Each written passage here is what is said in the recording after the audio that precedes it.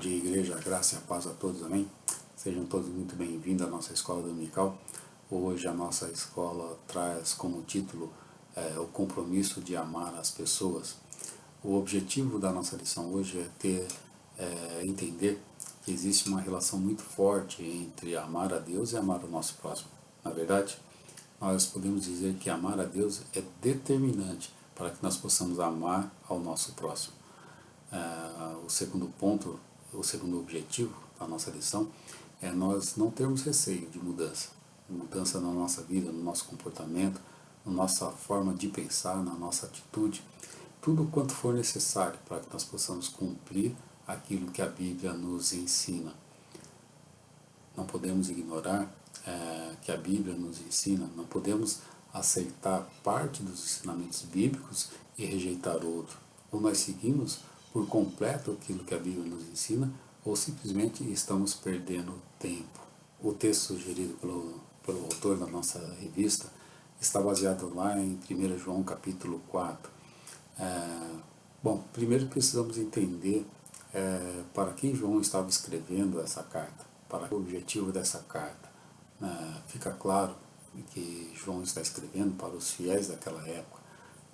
O objetivo era fortalecer a sã doutrina para que eles pudessem ter a alegria da salvação.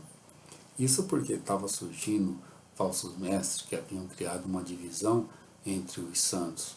Essa afirmação nós podemos ler lá em 1 João capítulo 4, versículo 1.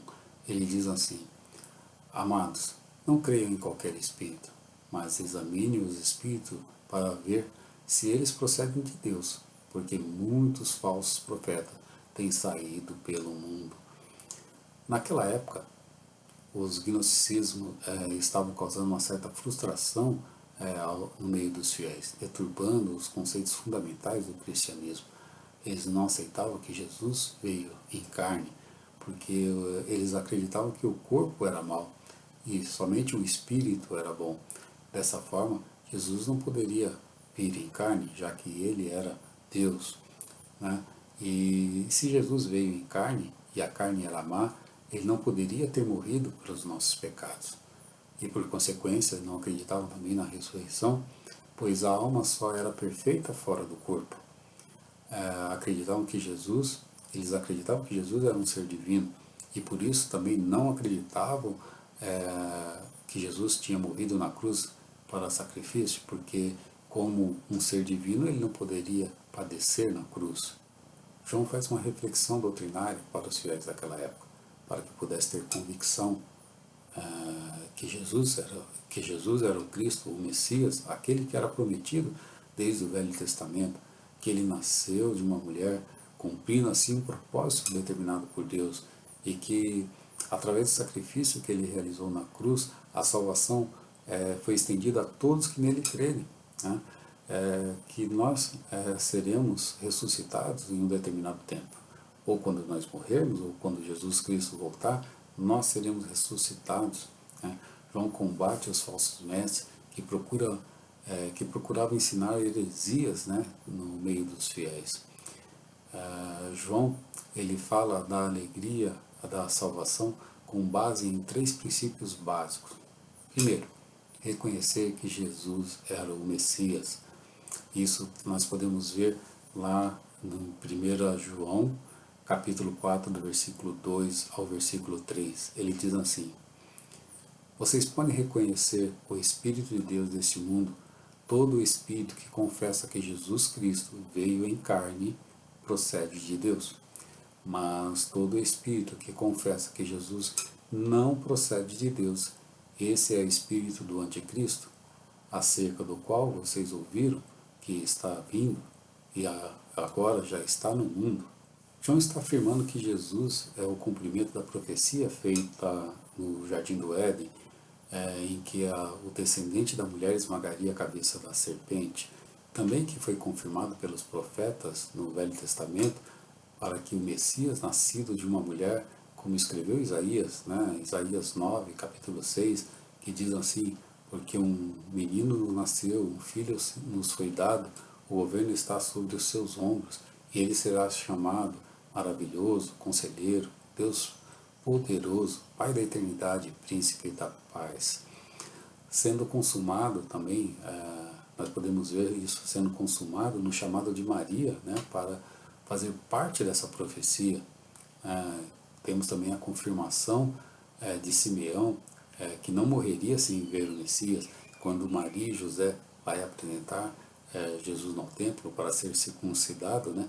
Simeão, que havia recebido a promessa do Espírito Santo, que não morreria sem antes ver a salvação do povo de Israel, ele tem Jesus ao braço, e aí ele levanta os olhos lá ao céu e diz, né, pois os meus olhos já viram a tua salvação, que preparasse para todo o povo, né? Confirmando assim o nascimento de Jesus, o Messias prometido através da mulher, né?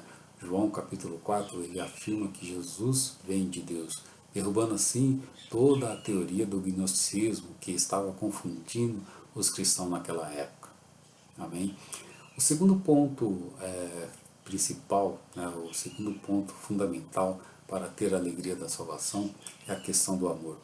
O amor é a essência da vida do cristão. Em 1 João capítulo 4, versículo 7, ele nos dá essa referência. Ele diz assim: amado, amemos uns aos outros, pois o amor procede de Deus. Aquele que ama é nascido de Deus e conhece a Deus. João está afirmando que se somos nascidos de Deus, e consequentemente amamos o nosso próximo. E esse é o segundo ponto que João está levantando para reconhecer o cristão autêntico, o amor ao próximo. O terceiro ponto fundamental está baseado lá no versículo 21, onde ele diz assim: ele deu este mandamento, quem ama a Deus, ame também a seu irmão. João está, através de conceitos doutrinários, fortalecendo a fé dos fiéis, combatendo assim os falsos mestres, levando a acreditarem na sã doutrina que leva o homem à salvação.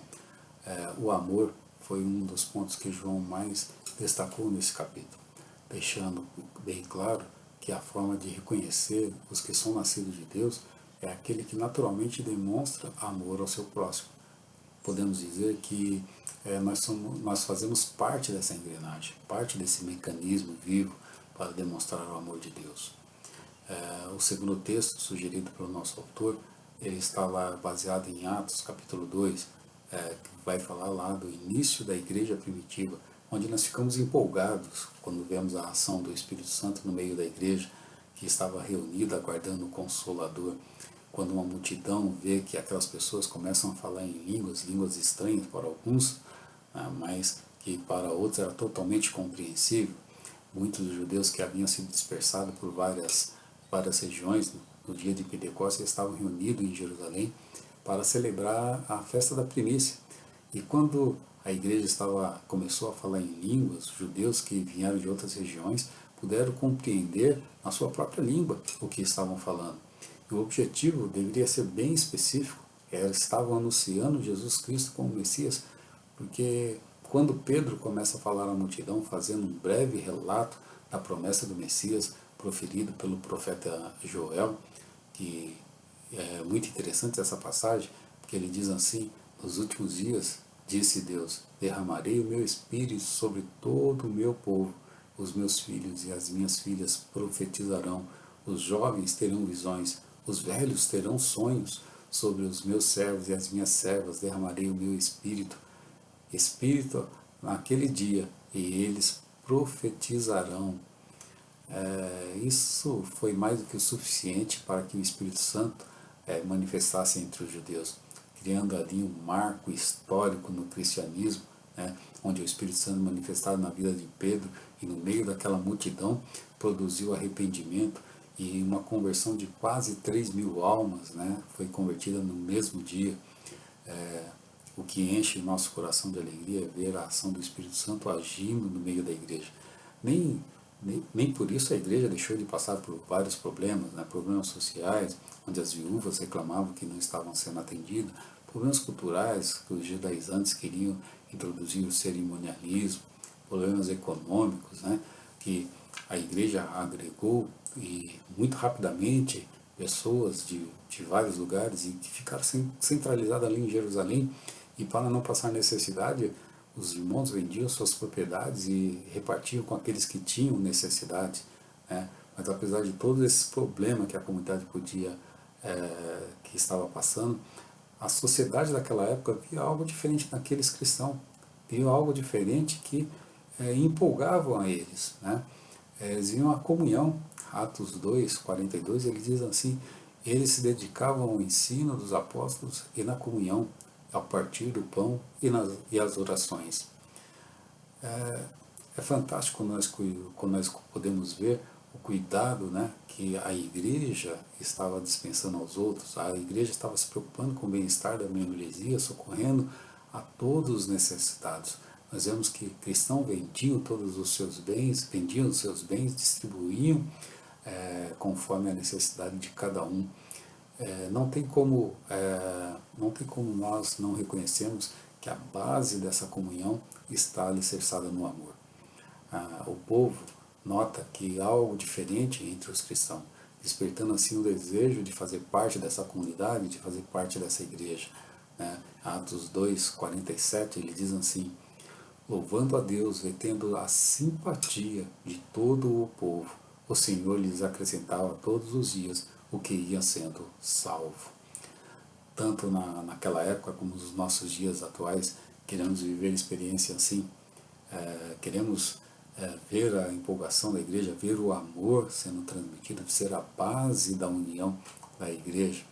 Hoje devemos buscar viver uma vida onde nossas ações falem mais alto do que as nossas palavras, né? O segredo para alcançarmos esse ideal está no relacionamento. É como nós falamos, é como nós agimos, como nós tratamos o nosso próximo. Em Efésios capítulo 4, Paulo exorta os cristãos a andarem em novidade de vida. Ele trata de condições essenciais para vivermos um relacionamento sadio. Não mentirmos, né, não abandonarmos a mentira, de não ficarmos irados, né, para que não demos lugar ao diabo, né, não ficar alimentando essa ira, né, não sermos desonestos, nós trabalharmos a termos misericórdia para com o nosso próximo, não usar palavras de baixo calão, palavras vulgares ou palavras que não edificam. Como é triste, né, você ver um relacionamento onde as palavras só machucam, as palavras só apontam para um lado negativo, não há uma palavra de carinho, de consolo, de edificação. Um relacionamento que não tem essa tratativa está condenado ao fracasso, né? Paulo, ele termina o capítulo 4 de Efésios dizendo que para nos livrarmos de todas essas coisas que não edificam nem a nossa vida, nem a vida do nosso próximo. Paulo, por último, Paulo alerta a extrema importância de sabermos perdoar as pessoas. Você já pensou que nós não somos perfeitos?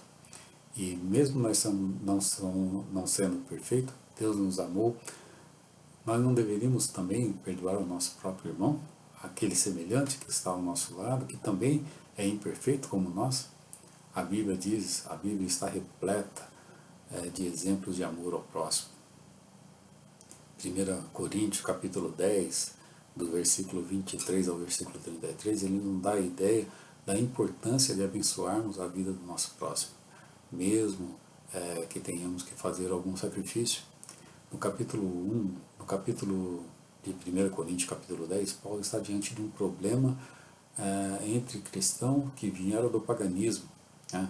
Diante dessa situação, Paulo pede para que não escandalizemos os cristãos, para que nós não sejamos uma pedra de tropeço na vida espiritual dele. A questão era que dois grupos estavam divididos. Um comiam carne e outros não comiam a carne, pois havia um receio de que a carne que era comercializada fosse sacrificada aos ídolos. Os cristãos que vieram do paganismo, eles sabiam que muita carne que eram levada aos templos, muitos animais que eram levados ao templo, eram sacrificados e nem toda a carne era consumida ali diante do altar. Uma parte dessa carne retornava para os açougues e ali era comercializada. E eles estavam com medo de que eles comendo essa carne e essa carne fosse oferecida aos ídolos, eles pudessem estar participando indiretamente do culto pagão.